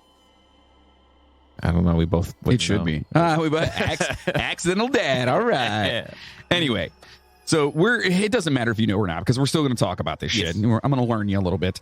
Instead of saying that humans live on the outside surface of a hollow planet, sometimes called a convex, like you just mentioned, hollow Earth hypothesis, some whack-a-muffins have claimed humans live on the inside surface of a hollow spherical world, so that our universe itself lies in the world's interior. This has been called the concave hollow Earth hypothesis, or skycentricism. Yes. Okay. Little marble, big bag. Right. Yeah. Dude, you've seen Men in Black. Yeah. The end where the aliens playing with the marbles? That's us, dude. Yeah. Yeah. That's legit. Yeah. They put it in a movie. Is it? Oh, it must be true. It must be true. Must be true. Yeah. Especially because Will Smith was in it. Yeah. You know that's going to be Right. true. Right. Of course. Because it's not fake at all. Anyway. So Cyrus Teed, a doctor from upstate New York, proposed such a concave hollow Earth in 1869, calling his scheme, quote, cellular cosmogony. Okay. You might as well have called it goobery fucking kabooble nuts. See, I can make up words too. I like See that better, though. Yeah? I'd buy into that. Yeah. You guys want to hear about goobery kabooble nuts? Because it'll fucking blow your mind, man. Anyway, Teed founded a group called the Koreshan Unity based on this notion, which he called Koreshanity, which sounds a lot like insanity and would make far more sense to me. So the main colony survives as a preserved Florida State historic site at Estero, Florida, but all of Teed's followers have now passed on. Probably from eating Tide Pods. Anyway, Teed's followers claim to have experimentally verified the concavity. Yeah, I like that better. Concavity. That sounds pretty cool. The concavity. The concavity. Concave titties of the Earth's curvature. That's kind of gross. Yeah. Concave titties. Oh, God. They go in Yeah. and out. That sounds gross. Yeah, it's kind of gross. I'm sorry. Here we are talking about boobs. Unless somebody has issues like See, that. you I started the apologize. boob talk. I didn't say the word. Boobs. Anyway, anyway, they figured this whole thing out with the curvature through surveys of the Florida coastline, making use of, quote, what the fuck, rectilianator equipment, which sounds like something you use to clean out your butthole. Yes. Yeah. Yes, doctor, I'm sorry, but I've been rather, tight back there. I haven't been able to go to the bathroom for so long. This just in. What is it? We have a new procedure. Yeah, what is it? You lay on this bed, Okay. and I take the rectilianator, Yes. and we shove it up your ass. Fuck it. Several 20th century German writers, including Peter Bender, Johann Lang, Karl Neupert, and Fritz Brott, published works advocating the hollow Earth hypothesis, or Holtelweltelheer. No, I didn't say that right. Holweltelheer. That sounds right. Yeah. Sounds better. It's German. Yeah. Holweltelheer. It has been reported, although apparently without historic documentation, that Adolf Hitler was influenced by concave hollow Earth ideas and sent an expedition in an unsuccessful attempt to spy on the British fleet by pointing infrared cameras up at the sky. Yes, because that's where the British are. Because that's where the British are? Yes. They're in the sky? They're in the sky. Maybe. Maybe fucking Hitler was just a fucking idiot. The Egyptian mathematician Mustafa Admiral Akbar Adel-Karar wrote several scholarly papers working out a detailing map of the concave Earth mold. By the way, his name wasn't Admiral Akbar, and you guys should know where that's from. Shut up, Moody. In one chapter of his book on the wild side, and not that one, Martin Gardner discusses the hollow Earth model articulated by, I like call him Admiral Akbar. It just works better that way. According to Gardner, this hypothesis posits that light rays travel in circular paths and slow as they approach the center of the spherical star-filled cavern. Gotcha. Okay? Does that make sense at all? Sounds like a If trap. anyone else's brain hurts, I'm right there with you. Yeah, I've had a headache. Okay. It's because of this fucking craziness. I'm sick as shit, and this is like, what the fuck? No energy can reach the center of the cavern, which corresponds to no point a finite distance away from Earth in the widely accepted scientific cosmology. Yes. Okay. Gotcha. Yes, you got that. 100%. Are you lying? Figured. A drill, Gardner says, would lengthen as it traveled away from the cavern and eventually pass through the point of infinity corresponding to the center of the Earth in the widely accepted scientific cosmology. Gotcha. Okay. Okay. Supposedly, no experiment can distinguish between the two cosmologies. Holy shit, my head fucking hurts. So he's saying you could take a drill, and if you drive going away from the cavern, which is in the center of the Earth, Yep. you'll eventually pass through a point of infinity, which is kind of like what, a wormhole? It goes to infinity and beyond. You set me up for that one. I did. It was good. That was good. Gardner notes that, quote, most mathematicians believe that an inside-out universe with properly adjusted physical laws is empirically irrefutable. Correct. Do they now? It can't be refuted. It's right there, black and white. Gardner rejects the concave hollow Earth hypothesis on the basis of Occam's razor. And we've talked about Occam's razor before. Occam's razor, kind of, we talked about it. Riley likes to talk about this a lot, and I just had to put this in here. Occam's razor is the problem-solving principle that, quote, entities should not be multiplied beyond necessity. Sometimes inaccurately paraphrased as the simplest explanation is usually the best one. Sorry to bust your bubble, Riley. Anyway. Purportedly verifiable hypothesis of a concave hollow Earth need to be distinguished from a thought experiment which defines a coordinate transformation such that the interior of the Earth becomes exterior and the exterior becomes interior. Ah! Yes. Flip-flop. What the fuck? For example, in spherical coordinates, let radius r go to r. I'm not doing that. You're doing the math? Nope, not doing it. See, if Moody was here, he would have the math. Yeah, probably. Guess what? He's not. Fuck him. Fuck everyone else that wants to hear that because I'm not doing it. The transformation entails corresponding changes to the forms of physical laws. This is not a hypothesis, but an illustration of the fact that any description of the physical world can be equivalently expressed in more than one way. Yeah. Okay, I get that. But when the science comes down to it and says, no, you're fucking stupid. You could listen. Okay. Lay it on the line. You can sit there and tell me until you're blue in the face. I'm already halfway there. Nice. Let's just say that this is not a can. You're right. It's not. And this can is not filled with liquid. Okay. And this liquid inside is not carbonated. Right. And this carbonation does not taste delicious. Thank you, Miller High Life. You could sit there and tell me that forever. Mm-hmm.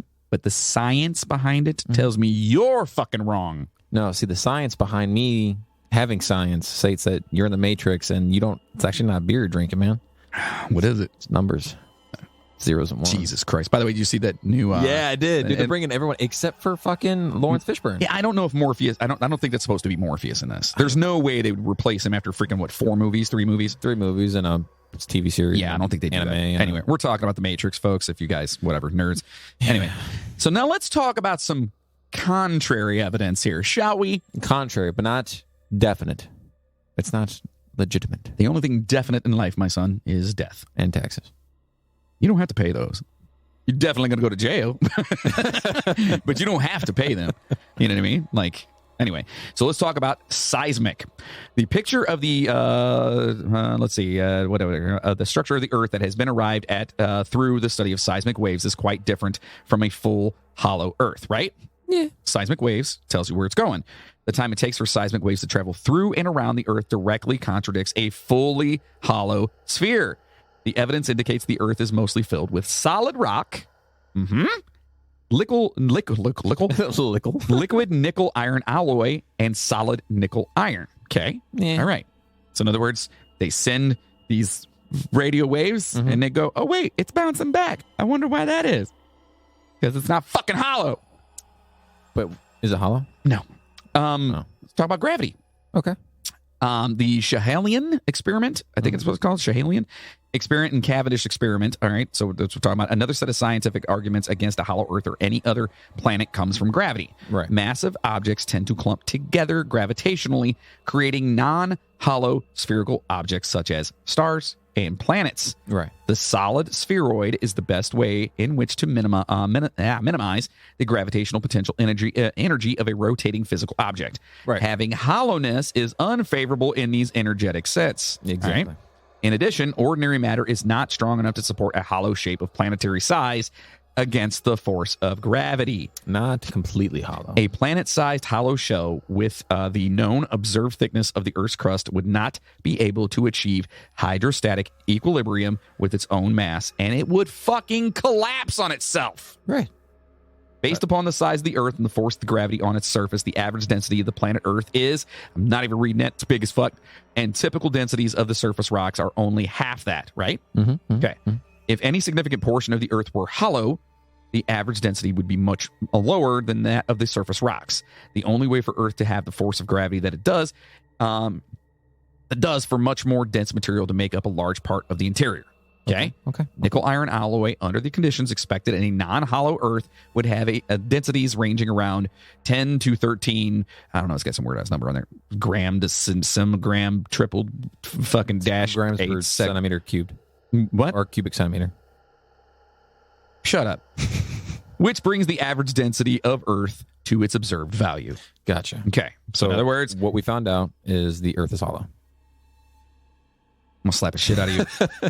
Then there's direct observation. Drilling holes does not provide direct evidence against the hypothesis, of course, because you can only go so deep.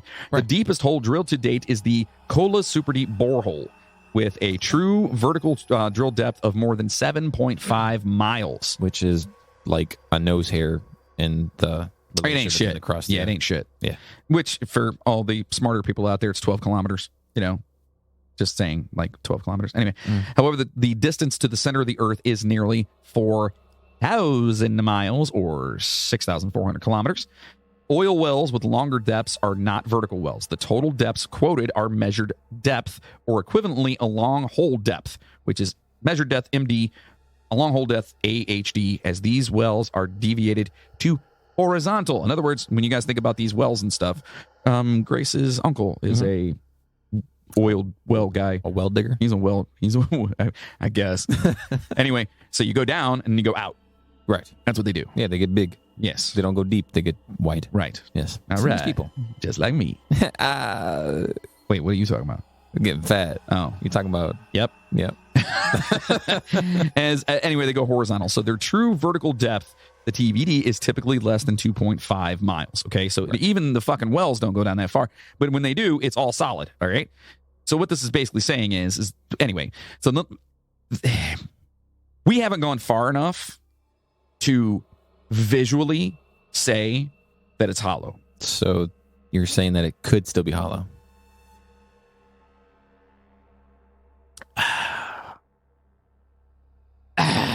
You don't know? Hold on. Let's keep going. Fuck you in that question. So let's discuss what actual scientists, like all of them, believe the Earth is actually composed of, okay?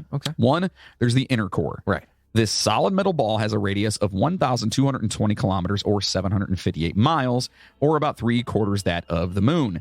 It's located some 6,400 to 5,100 kilometers, or 4,000 to 3,200 miles beneath the Earth's surface. Extremely dense. It's made mostly of iron and nickel. The inner core spins a bit faster than the rest of the planet. Oh, gotcha. It's also intensely fucking hot. Right. So when they say, oh, there's a sun down there, I mean, kind of. Yeah. Temperatures sizzle at about 5,400 degrees Celsius or almost 10,000 degrees Fahrenheit. Which is close to this temperature of the surface of the sun. It's pretty fucking hot. It is almost as hot as the surface of the sun. Pressures here are immense, well over 3 million times greater than on Earth's surface. Oh, wow. And some research suggests there also may be an inner core. It would likely consist mostly of iron, which that means that if there was an inner core, that motherfucker's going to be way hotter and way tougher. Yeah. Now let's talk about the outer core. This part of the core is also made from iron and nickel, just in liquid form. It sits some 5,000 to 2,000 kilometers or 3,000 to 1,000 or almost 2,000 miles below the surface. Heated largely by the radioactive decay of the elements uranium and thorium, this liquid churns in huge turbulent currents. That motion generates electrical currents. They, in turn, generate Earth's magnetic field. For reasons somehow related to the outer core, Earth's magnetic field reverses about every 200,000 to 300,000 years. That's fucking weird. Yeah, it is a little weird. And they're still working on how to fucking figure that out. Like motion. I know how. If you say it's hollow. No. I know exactly how they do this. What? There's a guy in the center of the Earth that flips a switch. Gotcha. And then there's the mantle. At close to 3,000 kilometers or almost 2,000 miles thick, this is the Earth's thickest layer. It starts a mere 30 kilometers beneath the surface. Made mostly of iron, magnesium, and silicon. It is dense, hot, and semi-solid. I like caramel candy. I love caramel. Yeah. Like the layer below it, this one also circulates. It just does it so like way slower. Super slow. Yeah. Near its upper edges, somewhere between about 100 to 200 kilometers underground in mantles, temperature reaches the melting point of rock. Indeed, it forms a layer of partially melted rock known as the asthenosphere. Geologists believe this weak, hot, slippery part of the mantle is what Earth's tectonic plates ride upon and slide across, baby. You know I like a ride and slide, baby. You know that? I don't like how you said that and looked at me. I didn't mean to. That was weird. Yeah. Diamonds are tiny pieces of the mantle that we can actually touch. Really? Most form at depths of around 200 kilometers or 124 miles, but rare super deep diamonds may have formed as far down as 700 kilometers below the surface. These crystals are then brought to the surface in volcanic rock known as kimberlite. Huh. Yeah. Huh. And the mantle's outermost zone is relatively cool and rigid. It behaves more like the crust above it. Together, this uppermost part of the mantle layer and the crust are known as the lithosphere. Yes. Or lithosphere. Lithosphere. Then there's everyone's favorite part of the pizza. It's the crust. Oh, I love the crust. Earth's crust is like the shell of a hard-boiled egg. It is extremely thin, cold, and brittle compared to what lies beneath it. What lies beneath? The crust is made of relatively light elements, especially silica, aluminum, and oxygen. It's also highly variable in its thickness. Under the oceans and Hawaiian Islands, it may be as little as 5 kilometers or 3.1 miles thick. Beneath the continents, the crust may be 30 to 70 kilometers or 18.6 to 43.5 miles thick. Okay, kind of cool. Okay.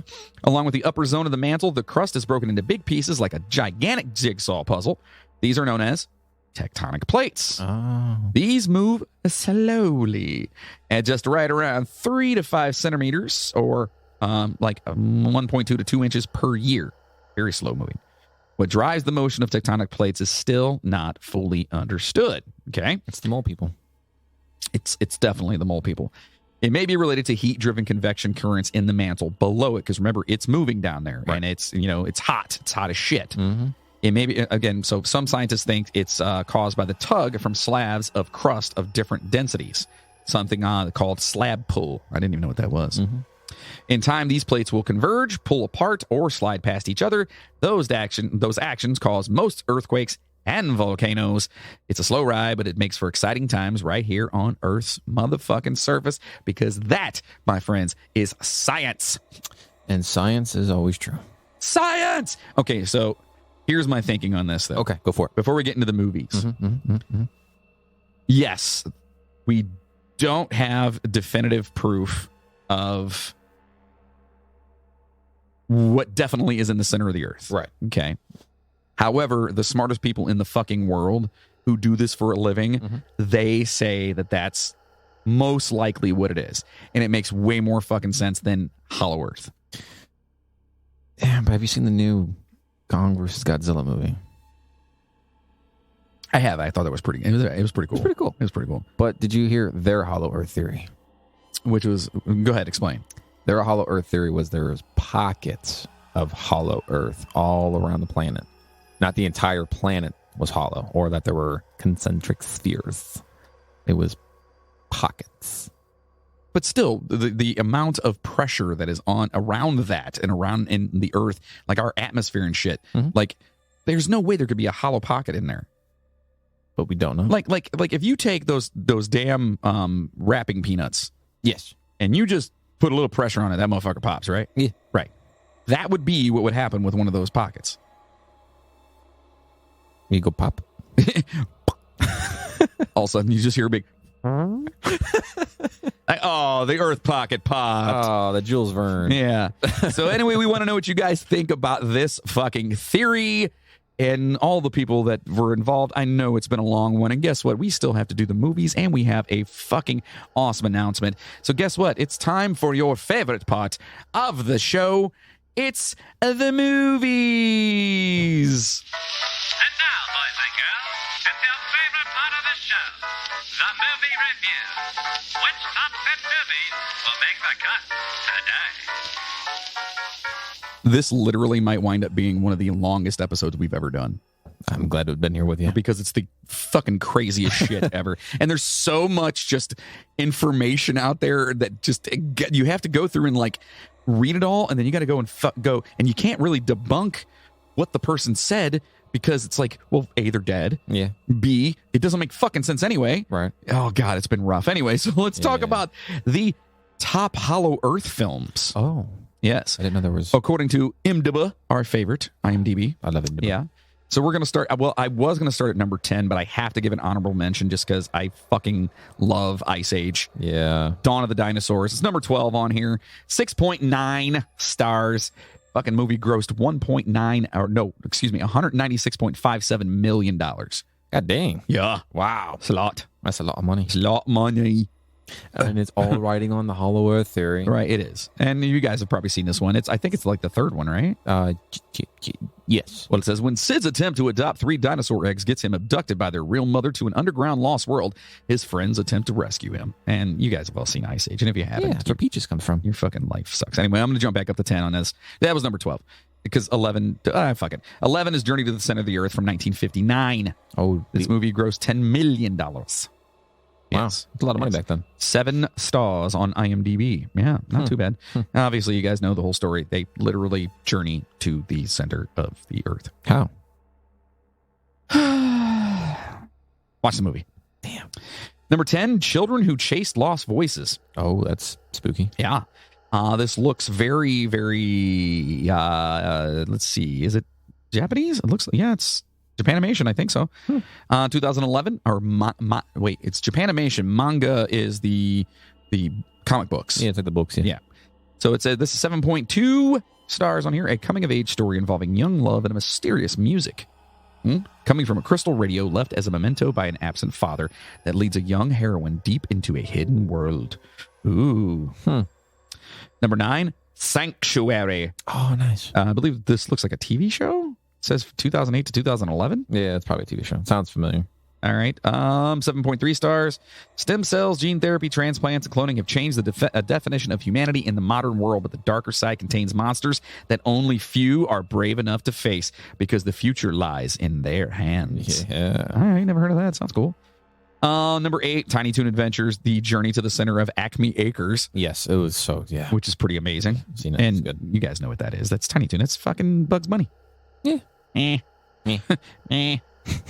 What's up, Doc? I can't really do it. Meh. Yeah. Number 7, Dino Mech Gaiking. Gaiking? Yeah, I have no idea. Oh, boy. When alien invaders from the planet Zella arrive, Earth's only defense is the super robot Gaiking and the Great Space Dragon. From 1980. Yeah. Dude looks like the bee from the Bee Movie. It looks like, what was that fucking, was it not, it was a Transor Z? Or, no, actually, it looks like Speed Racer. Never mind, I lied. Yeah, that's it. It looks more Speed Racer than Number 6, Journey to the Center of the Earth from 1967 and 1969, based on the Jules Verne classic novel and the 1959 film by the 20th Century Fox. This Saturday morning animated series followed the adventures of Professor Lidenbrook and his party trying to get down to the center of the fucking Earth. Jeez. Yes. 7.6 stars up on here. Number 5, Lost Horizon from 1937. Yes, long time ago. Wow. I believe Chainsaw was in his 50s? Right? I don't know. Somewhere around there. Yeah. What? He was old. Yeah. When a wise diplomat's plane crashes in the snows of Tibet, he and the other survivors are guided to Shangri-La, where they wrestle with the invitation to stay. Okay. This one, number 4, The First Men in the Moon. Oh, you meant in the not on, Not on, but in. in. Oh, This is actually Alien Voices production of H.G. Wells' The First Men in the Moon, starring Leonard Nimoy and John Delancey. This looks like it's a documentary. huh. Yeah, it stars William Shatner, Leonard Nimoy, John Delancey, and Ethan Phillips. 7.8 on here. Yeah. Interesting. Number 3, Spartacus and the Sun Beneath the Sea from 1985 to 1987. Looks like another animation. You know, it is. 8.2 stars. An underground civilization named Arcadia launches an expedition for exploring the world of the surface to restore its fading sun. Number 2, Gurren. I don't even know what this is. Gurren Lagann. It's another animated series. Yeah, it looks like a From 2007 to 2008, 8.3 stars. 2 friends, Simon and Kamita, become the symbols of rebellion against the powerful Spiral King who forced mankind into subterranean villages. And then number 1, Hot Rocks. And literally nothing about it. It has 8.6. Not even a picture. There's nothing. There's no, it says 2004 to, is that like it's a documentary? Is that I'm going to click on this real quick. Follow me, folks. I know it's been long enough. I'm tired. So are you. We're going to look. And it's not working. Okay. So those are this week's movies. Hollow Earth. Oh, wait, it did pop up. See, I don't. And there's still nothing there. I Anyway. choose not to recognize this list. First of all, Kong versus Godzilla's not on there. Yeah. I thought that was for sure going to be on there. Second of all, the best movie of all time, Cabin in the Woods, wasn't on there. Does that have to do with the center of the earth? Yeah. Really? The very end with the giants and them trying to keep the monsters from coming out, so they do the sacrifices and all that shit. That was like in the earth. Fuck, I got to go back and watch that. Dude, so good. And our boy Hemsworth was in that too. So Yeah, I got to go back and rewatch that movie. Yeah. Fuck, I don't remember any of that. yeah. Oh god, I love that movie. Weren't they doing like scientific shit underneath the cabin or whatever? Yeah, that's where they would lure people in to try and kill them, and then they would that was like where all the memes are coming from. Like, oh, this year we're gonna have who would have guessed? There's zombies coming from the water, kind of thing. You know what I mean? Wow. Yeah. Okay. Except we got fucking hillbillies. Okay. So now listen, before we move on, and you guys know I have an amazing announcement. But first, we're going to go to, because I missed it last week, we're going to go into the Charlie Project and our little, segment that we call Missing. All right. So stay tuned with us on this part.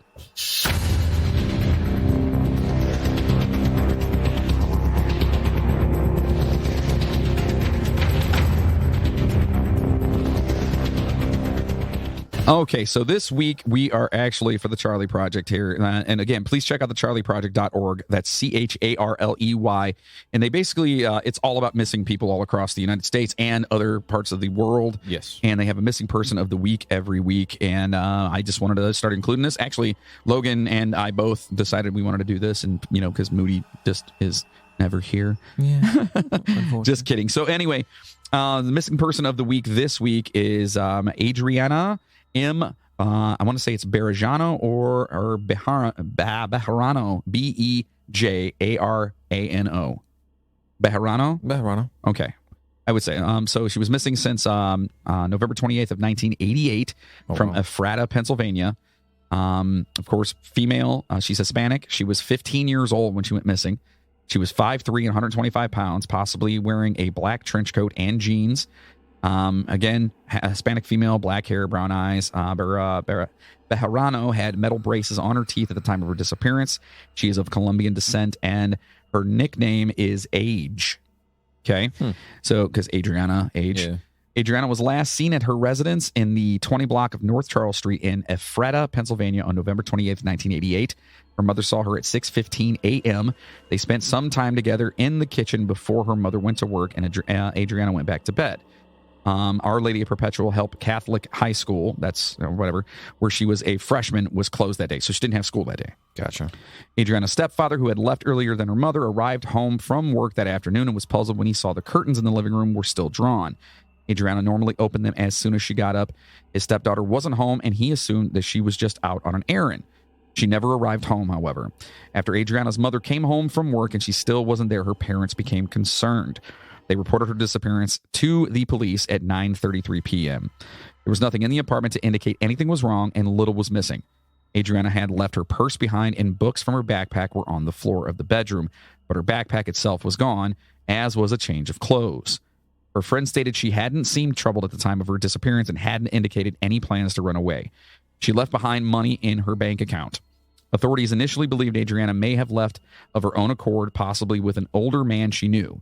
However, within the weeks they stated they thought she had been actually, unfortunately, murdered. They have a person of interest in her disappearance, a man who no longer lives in the area and has not been publicly identified, and her case remains unsolved. If you guys know anything about this, if you happen to have been around or be around, if you happen to have been around, I guess that makes sense. Yeah. If you were around at that point in time in that area, or if you knew someone that was or whatnot, and you have any information, please contact the local authorities, and that would be the Ephrata Police Department there in Pennsylvania at 717-738-9268. That's crazy. All right. We got to help find some of these people, right? Got to help something. Right. So now we actually have a big announcement that is super not kind of cool. It's super cool. We are going to have a YouTube web series. Oh. That is going to be okay. Not hosted by us. In fact, we've done a lot of research trying to find a host for the show. It's basically going to be like a recap. Okay. of the weekly episodes that we do. Nice. And it's going to be a YouTube exclusive kind of thing. Nice. And I would like to call our new host for this. Oh, I haven't even met him yet. You have not met him yet. I'm so excited. All right, so let's see if we can get a hold of him here.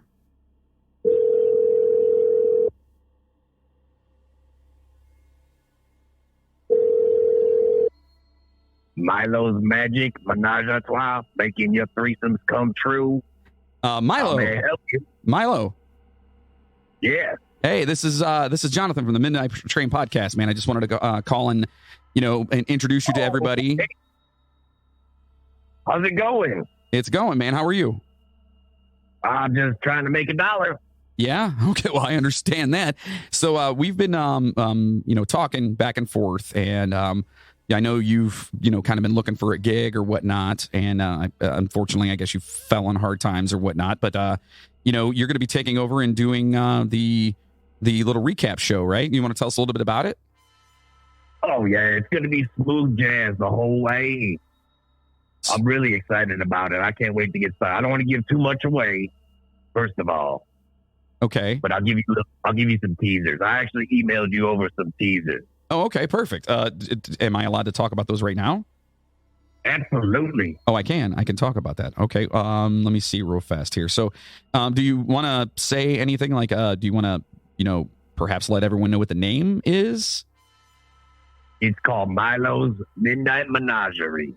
Right. And what we're going to do is we're going to recap the entire show, all the highlights, all the great points, all the low points, and we're just going to wrap it up into a 5-minute web series. 15 minutes. I'm sorry. Are you? You have to pay. Are you drunk? Minutes, not. Yeah, I in Cobra 40. 40s of Cobra. Yeah, Wow, that's the jazz got a hold of me. Okay. So it's called Milo's Midnight Menagerie, right? Correct. And it's going to be a weekly web series that comes out every is Friday, Saturday. Well, you know what? We'll determine that, right? Because we're still working on it. We're getting it out there, whatnot. I just wanted to introduce the host, Milo, and Milo. Are we on the air? What's that? Is this live? Are we on the air? Well, kind of. Yes, you are. You're on live with the Midnight Train podcast. Oh. My bad. I was going to talk about PTO and some health benefits, but we could save that for another call. We will definitely talk about your health benefits, and PTO and anything else like that for sure. Because I know. I mean, do you have a family, Milo? I'm not sure. I think so, but I haven't seen anything or anyone in a long time. So probably, but we'll get to that at another time. Okay. Well, I tell you what, we just wanted to say hi and let all of our listeners know that we are going to have this web series coming up here, and they're going to have to listen to find out more details. And I just wanted to introduce you, man, and we're glad to have you aboard. Oh, I can't wait. It's going to be a blast. By the way, Logan is here. He say hi, Logan. Oh, Lopan. I know Lopan. How's it going, brother? It's okay, man. How are you, man? I'm doing great. Hey, you still owe me for that dime bag. Hey. How much was that again? $15? What the fuck? No. What? How much I owe you? The going rate is 60 large. Hey, man. We talked about. No. We didn't say that. Okay, so I'm going to interrupt this. Okay. Okay. We'll talk later. Yeah. You guys talk later about that. Yeah. Let's not talk about all that. Okay. Right now. Well, but we split it though. What? We're splitting it with who? You and me. Oh. No? Okay. Yeah. 60 large, boy. 60 large. I got to make a living. Can I hold $1? So, Milo, is there anything else you want to let the people know before we get out of here? You're not going to want to miss it. Okay, it's going to be the bee's knees. You're going to want to tune in every week and watch it on your phone, on your tablet. You're going to be able to stream it on your smart TV. I don't have one unless you pay me, but you can stream it on your smart TV. It's all over the internet. It's going to be a hit. Yeah, and I've seen some stills and a couple of snippets and stuff from the upcoming stuff, and it looks fantastic. It's going to be. I'm good. I've been working out. Yeah, I've been doing what the kids call the kettlebells. Oh, okay. That's where I ring a bell for like 10 minutes and then I'm tired. Burns like 50 calories every time you ring the bell. Oh, okay. Well, that's good. That's pretty nice. That's a good workout. At least you're trying to stay in shape. That's important, right? Health is key. You know, I'm a single monster. I'm looking for a lady monster that may want to, you know, move in and do my laundry, cook me some food right. from time to time. So I guess I failed to mention that Milo is actually a monster. Oh, you said a mobster? Monster. Oh. Monster, like the energy drink, but without less douchiness. That's right. So he doesn't wear Axe? No nor Axe body spray. Yeah. Okay. Sorry for all those that do. Anyway, so Milo is a monster, and he is, I think he's the right guy for the job. I think he's going to really handle this and make it awesome. And I'm really excited about this. We're really excited about it, and we want our listeners to be really excited about it because it's going to be fan-freaking-tastic. Hell yeah. I'm more excited about the discounts on the dime bag here later. Jesus Christ. It's going to be great. I even have some guests lined up, like Ali Boo. He's going to come in. Maybe we'll rap a little. I'll do a little jazzy, you know, a little 3/4. You're musicians, you know, 3/4 count. And Ali Boo kind of just say some poetry. Let the feeling know. Okay. You know, he's a little bit older gentleman, so. Oh, okay. He's old-fashioned. Okay. Well, yeah, that's great. Old-fashioned. That's great. Well, I tell you what, man, I'm super excited to have you. I'll tell you what, do you have direct deposit? I do, as in to pay you. Is it a bi-weekly or salary? How am I getting paid? I need to know that. We'll definitely discuss all that off the air. For sure. We'll definitely take care of you. We'll You got a daycare program in case I knock up any girls and have some kids? Daycare? Paid daycare. Paid daycare. Again, we can discuss all this later. That's fine. That's good. Milo, thank you so much for being here, man. And we are extremely excited about this. It's going to be Milo's Midnight Menagerie. It's going to be YouTube only, and it's going to be a 15-minute recap with all kinds of bells and whistles to it, right? I can't wait. You guys are going to love it. I'm going to be famous. Well, Milo, thank you so much for being on here with us, man. And listen, we should totally have you on the actual show coming up soon. Let's do it. You got to pay for an Uber to get me there. Okay. I can't ride my bike. It's too far. Okay. We'll definitely, we can at least, we can get him an Uber. Right? Yeah, Uber. I don't know about daycare, but we can definitely do Uber. Yeah, definitely the Uber. Yeah. We'll discuss all that. Have Lopan. Have Lopan pick me up. Yeah, we will definitely see if Lopan can pick you up. You're going to cut me a deal, though, right? Oh, for sure. Hey, all right, let's go. All right. Well, thank you so much, brother. We appreciate it. And we look forward to working with you, man. We look forward for everyone out there to see what Milo's Midnight Menagerie is going to be all about. So excited. Hey, keep your eyes on the sky, okay? You got it, man. Thanks so much. All right, brother. I'll see you. All right. Bye-bye. So that was Milo. That's the new host for the new weekly little YouTube shindig thing we're going to be doing. So glad to have met him. Yeah. For the first time ever. Well, right here on the show. I think we're going to have him on the show, like actually come in as a guest, as opposed to just calling in or whatever. That'd be nice. That'd be nice. I think we'll do that before we actually like release the show to everybody because he's working super diligently on it. I bet. He's got a whole team behind him. It's pretty crazy considering he has no money. I don't know how he's doing it. Yeah. How do we do that? Wait, are we paying for that? Fuck. Son of a bitch.